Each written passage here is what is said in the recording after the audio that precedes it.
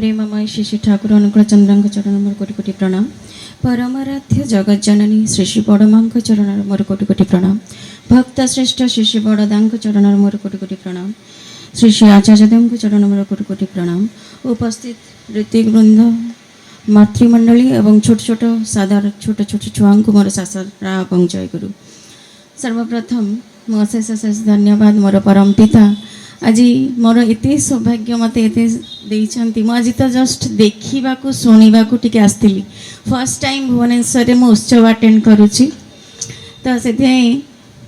प्रथम चरण मोर आभार प्रकट करुच्ची आपणकर परिचालिका समस्त बहुत सुंदर एत सुंदर मात्रा आपणकर सब मातृ सम्मिलनी और सुंदर भजन कीर्तन होची से मोर सौभाग्य आउ मते किसी सुजोग दे मते मुझे ब्लांक एक्चुअली ठाकुर जहाँ भी कह करे आपण भाग्य अच्छी से कहि केते सुंदर माने माँ जनक कहले अल्प समय भितर आमको जनईदेले आमर केमती जीवनर कौन कौन नहीं कि ग्रहण करके रिसीव करके देखिकी ग्रहण करके आम चली पारिबा किंतु एक्चुअली मो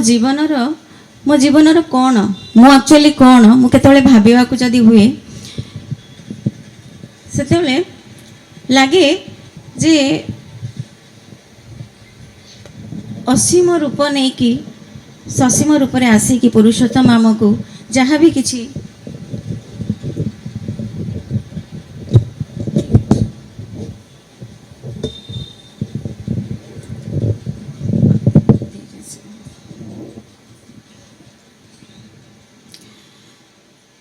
आमे एक्चुअली कौन माँ गर्भे रही गोटे आत्मा जे कि नर्क शरीर रे माने मलमूत्र जगारू आम उत्पत्ति आउ जितेबाला गोटे छुआटे जन्म नौ 5 मास पर्यंत जो गर्भ भितर रोचे से आमको जमती गोटे खंडिया हो जाए पानी टिके लगिले पोड़े जले सेमती आम कष्ट पाई आसू किंतु माँ गोटे मूर्ख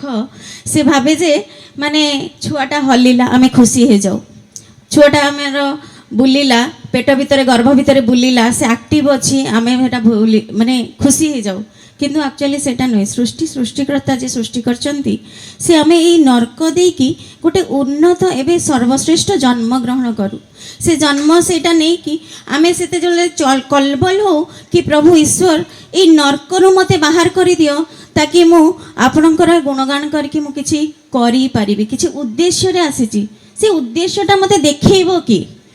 जे असीम रूप से आछंती से ससीम रूप से जमती जल बाष्प होकी पानी होकी आसिले से पानीटा को मुझे यूज करि पारछि किंतु जतले मेघ रूप से अच्छे मुझे किछि यूज करि पारछि कि तांको अनुभव करि पारछि कि करि पारुनी किंतु जतले से कृपा करिकी से आसिकी जल रूप से बाल्टी रे ग्लास रे जतले गोटे आकार नहीं कि रही जाउचंती सेतेबेले मु सेतेबेले ताकू फील करि पारछि ताकू जल ग्रहण करके मु जीवन निर्वाह करि पारुछि तार जते प्रयोजन सेते उपकार सेते आम जानी पारुचे बुझी पारुचे से जीवन रे उपयोग करि पारुचे सेमिति आमर जीवन रे गोटे गुरु रूप रे जे आसिचंती परम पिता मते गोटे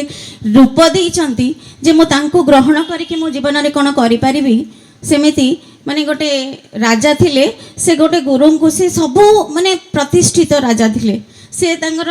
माने तांकर गोटे प्रवृत्ति रही जाइथिला चोरी करुथिले से गोटे गुरुंग पाखक गले कहले कि मु एते बड़ प्रतिष्ठित राजा किंतु मोर गोटे गोटे प्रकृति रही जाइछि सेटा मु चोरी करूची तो मु एटा परिवर्तन केमती हबो सेटा केमती करि परिबी गुरुजी कहले कि तमे जाओ जीवन रे केबे मिछ कथा कहबनी तीनिटा कथा सुनो आउ जहाँ तुम लुण खाइब तार केबे किछि क्षति करबनी आ तृतीय कथा है जेतेबेले तुम देखिब तुम पाई किए गोटे कष्ट पाउची से कष्टटा को तमे निजे ग्रहण करदेव सेतेबेले तुमर परिवर्तन आसीजिव से जाउछंदी कहले मु चोरी करिबिनी ना चोरी कर किछि असुविधा नहीं से चोरी करने को गले राजा अच्छा से घोड़ारे गले चोरी कर माने पड़ोसी देशर राजा राजा पाखक जिते जाऊँच घोड़ारे बसिकी राजा भेष हो चोरी करने को से प्रहरी माने गेट राति 4टार से चोरी कर प्रहरी माने पचारे कि आपण कुआड़े आसछंती से कहते मन पड़ा गुरु कथा कहले मु चोरी करने को आसी से हसिले प्रहरी माने से गेट कीपर माने से कहते କହୁଛନ୍ତି ଇଏ କ'ଣ ଏମିତି କହୁଛି, ରାଜା ବେଶ ହେଇକି ଘୋଡ଼ାରେ ଆସୁଛି, କହୁଛି ଚୋରି କରିବ। ନା ନା, ରାଜାଙ୍କର କିଏ ବୋଧେ ରିଲେଟିଭ୍ ଆସିଥିବେ, ଯଦି ଶୁଣିବେ ତାହେଲେ ଆମକୁ ଦଣ୍ଡ ଦେବେ, ତାଙ୍କୁ ପଠେଇଦେବା ଭିତରକୁ। ସେ ଭିତରକୁ ତାଙ୍କୁ ବହୁତ ଆରାମସେ ପଠେଇଦେଲେ। ସେ ଯାଇକି ଆରାମସେ ଚୋରି କରୁଛନ୍ତି। ଯେତେବେଳେ ଚୋରି କରୁଛନ୍ତି, ସେ ରାଜାଙ୍କର ଯେଉଁ କମରା ଅଛି, ସେ କମରାରେ ସେ ଲୁଣ ଯେଉଁ ହଜମ ଖାଇବା ଯେଉଁ ଚୂରଣ ଥାଏ, ସେ ଚୂରଣଟାକୁ ସେ ଡବାରୁ ଚାଖି ଦେଉଛି ଯେ ଜିନିଷଟା କ'ଣ। ସେଇଟା ଗୋଟେ ସୁନା ଡବାରେ ରଖା ହେଇଥିଲା। ସେ କହିଲା କି ସେଇଟାକୁ ମୁଁ ନେଇଯିବି। ତ ସେଇଟା ଚାଖିଦେଲା, ସେଟା ଲୁଣ ଥିଲା। ମନେ ପଡ଼ିଗଲା ଗୁରୁଜୀ କହିଛନ୍ତି ଯାହାର ଲୁଣ ଖାଇବୁ ତାର କ୍ଷତି କରିବୁନୁ। ସେ ଯେଉଁ ପୋଟଳି ବାନ୍ଧିଥିଲା ସେ ସବୁତକ ଛାଡ଼ି ଦେଇକି ସେଠୁ ପୁଣି ଛାଡ଼ିକି ପଳେଇ ଆସିଲେ। ଯେତେବେଳେ ଛାଡ଼ିକି ପଳେଇ ଆସିଲେ, ରାଜା ସକାଳୁ ଦେଖିଛନ୍ତି ଯେ ତାଙ୍କ ରାଜମହଲରେ ସବୁ ଚୋରି ହେଇଛି। ସେ ଚୋରି ହେଇଥିଲା ବେଳେ ସେ କହୁଛନ୍ତି କି ଯିଏ ସବୁ ପ୍ରହରୀ ଥିଲେ ସମସ୍ତଙ୍କୁ ବାନ୍ଧି ଦିଅ, ସେମାନେ ତାଙ୍କର କର୍ତ୍ତବ୍ୟ କରିପାରିନାହାନ୍ତି। ଏତେ ମୋର ନିଜ କମରାରେ ଆସିକି, ରାଜାଙ୍କ କମରାରେ ଆସିକି ଚୋରି କରିଛି ମାନେ ତାର ବହୁତ ହିମ୍ମତ ଅଛି, ଏମାନେ କିଛି କାମ କରିନାହାନ୍ତି, ତାଙ୍କୁ ସମସ୍ତଙ୍କୁ ବାନ୍ଧି ଦିଅ। ସେତେବେଳେ ଯେତେବେଳେ ସେ ଶୁଣିଲେ କି ଯେ ମାନେ ଦୋଷୀ ନୁହେଁ, ନିର୍ଦ୍ଦୋଷୀ ଲୋକ ମୋ ପାଇଁ ଦୋଷ ଦଣ୍ଡ ପାଉଛନ୍ତି, ସେ ପୁଣି ଯାଇକି ସରେଣ୍ଡର କରିଛନ୍ତି ଯେ ରାଜା ମୁଁ ହେଉଛି ଚୋର, ମୁଁ ଆସିକି ଏମିତି ଏମିତି ସବୁ କଥା କହିଲେ। ତାପରେ ସେ କହୁଛନ୍ତି ତମର ଏଇ ପରିବର୍ତ୍ତନଟା ତ କେମିତି ଆସିଲା? ସେ କହିଲେ ଜଣେ ଗୁରୁଙ୍କୁ ଯାଇକି ପଚାରିଥିଲି, ସେ ମୋତେ ଏମିତି 3ଟା କଥା କହିଥିଲେ, ସେଥିପାଇଁ ମୋର ଏଇ ପରିବର୍ତ୍ତନ ଆସିଛି। ସେ ଆର ଜଣକ ରାଜା ସିଏ କହୁଛନ୍ତି ଯଦି ତମର ତାଙ୍କ 3ଟା ବାଣୀରେ ଯଦି ତମର ଏତେ ବଡ଼ ପରିବର୍ତ୍ତନ ହେଇଯାଇଛି, ଲୋକଙ୍କୁ ସେବା କରିବା, ତାଙ୍କର ଦୋଷମୁକ୍ତ କରିବା, ତାଙ୍କର ଚୋରି ନ କରିବା, ତାଙ୍କର ସତ କଥା କହିବା, ତାହେଲେ ମୁଁ ତମକୁ ଏଇ ଦେଶଟା ଦେଇ ଦେଉଛି, ତମେ ଏଇ 2ଟା ଦେଶ ଚଳାଅ, ମୁଁ ଯାଉଛି ଗୁରୁଙ୍କ ଶରଣରେ। କହିବାର ମାନେ ଯେ ମାନେ ଗୋଟିଏ ଦୀପ ଯଦି ଜଳିଥାଏ ତାହେଲେ ସେ କେତେଟା ଦୀପକୁ ଜାଳି ଦେଇଥାଏ, ସେଇଟା ହେଉଛି କରିପାରନ୍ତି ଜଣେ ଗୁରୁ। ରୂପରେ ଯେ ସସୀମ ରୂପରେ ଆସିଛନ୍ତି, ତାଙ୍କ ରୂପରେ ଯେମିତି ଆମେ ସମୁଦ୍ରରେ ଗଲେ ମଝି ଦିଶାହରା ହେଇଯାଉ, କିନ୍ତୁ ଆମେ ଦେଖୁ ଧ୍ରୁବତାରା କେଉଁ ଦିଗରେ ଅଛନ୍ତି, ସେଇଠୁ ଯଦି ଫେରି ଆସିବା କୂଳରେ ଦେଖିବା କେଉଁଠି ନୌକା କେଉଁଠି ଘର, ତାପରେ ଆମେ ଗୋଟେ ଏକ୍ଜିଷ୍ଟାନ୍ସ ପାଉଛେ, ଆମେ ଜୀବନର ଗୋଟେ ଲକ୍ଷ୍ୟ ବା ଉଦ୍ଦେଶ୍ୟ ପାଉଛେ। ସେମିତି ମୋର ଏତେ ଶ୍ରେଷ୍ଠ ଜନ୍ମ, ମୁଁ କ'ଣ ଏଇ ଛୋଟ ଝିଅଟେ ହେଲି, ପାଠ ପଢ଼ିଲି, ବିବାହ କଲି, ବିବାହର ହେଲା, ଛୁଆ ଜନ୍ମ ହେଲା, ରୋଗ ହେଲା, ପୁଣି ପଇସା କମେଇଲି, ପଇସା ଗବେଇ ଦେଲି, ଆଉ ଜନ୍ମ ଶେଷ। ଆଜି ତ ମାନେ ଏଇଠି ବସିଛି, ଏବେ ଶୁଣିଛନ୍ତି ବହୁତ ନ୍ୟୁମରୋଲୋଜିଷ୍ଟ ଆଷ୍ଟ୍ରୋଲୋଜିଷ୍ଟ କହୁଛନ୍ତି ଏଇ କଳିଯୁଗ ଶେଷରେ ଆମର ମୁହୂର୍ତ୍ତରେ ସବୁ କିଛି ଶେଷ ହେଇଯିବ। ତାହେଲେ କ'ଣ ମୋର ଜନ୍ମ ଶେଷ? ମୁଁ ଏଇ ଆସିଛି 84 ଲକ୍ଷ ଜନି କ୍ରସ୍ କରିକି କି ଆସିକି ଏଇଠି ଯେ ମାନେ ଏତିକି ବାସ୍ ଯେଉଁ ପୂର୍ବପୁରୁଷମାନେ କରି ଆସିଛନ୍ତି, ଖାଇ ପିଇକିନା ଶୋଇକି ଚାଲି ଯାଇଛନ୍ତି, କ'ଣ ମୋର ସେଇ ଜିନିଷଟାରେ ମୋର ଜନ୍ମ ଶେଷ ହେଇଯିବ? ସେଥିପାଇଁ ଯେ ଠାକୁର ଶୈଳମା ଆସିକି ଗୋଟେ ଦିନ କହୁଛନ୍ତି, ଠାକୁର ବହୁତ ତମତମ ହେଇକି ରାଗରେ ଆସିକି କହୁଛନ୍ତି ଠାକୁରଙ୍କୁ, କହୁଛନ୍ତି ଠାକୁର ମୁଁ ତାଙ୍କ ଘରେ କାମ କରିବିନି। ସେ ଗୋଟେ କାହା ଘରକୁ ପଠେଇଥିଲେ ଶୁଶ୍ରୂଷା ପାଇଁ, ସେବା କରିବାକୁ, ସେବା ଶୁଶ୍ରୂଷା ପାଇଁ ପଠେଇଥିଲେ। ସେ ଠାକୁର କହୁଛନ୍ତି ହଠାତ୍ କିନା କହୁଛନ୍ତି କି ଠିକ୍ ଅଛି ନ କର। କହିଲେ କି ସେ ବହୁତ କିଛି ବଡ଼ କରି କହିଲେ। ଠାକୁର ଗମ୍ଭୀର ଭାବରେ କହୁଛନ୍ତି ଠିକ୍ ଅଛି ନ କର। ଯଦି ତମେ ଭାବନି ଯେ ତମେ ମୁଁ ଯେଉଁ କହିଛି ସେଥିପାଇଁ ତମେ ଯାଇଛ ମୋର କିଛି ଉପକାର କରୁଛ, କିମ୍ବା ଯାହାର କରୁଛ ତାର କିଛି ଉପକାର କରୁଛ, ଯଦି ତମେ ସେଇ ଅନୁସାରେ ତମେ ପ୍ରସ୍ତୁତ ହେଇକି ଆସିଥାଅ କି ମୋତେ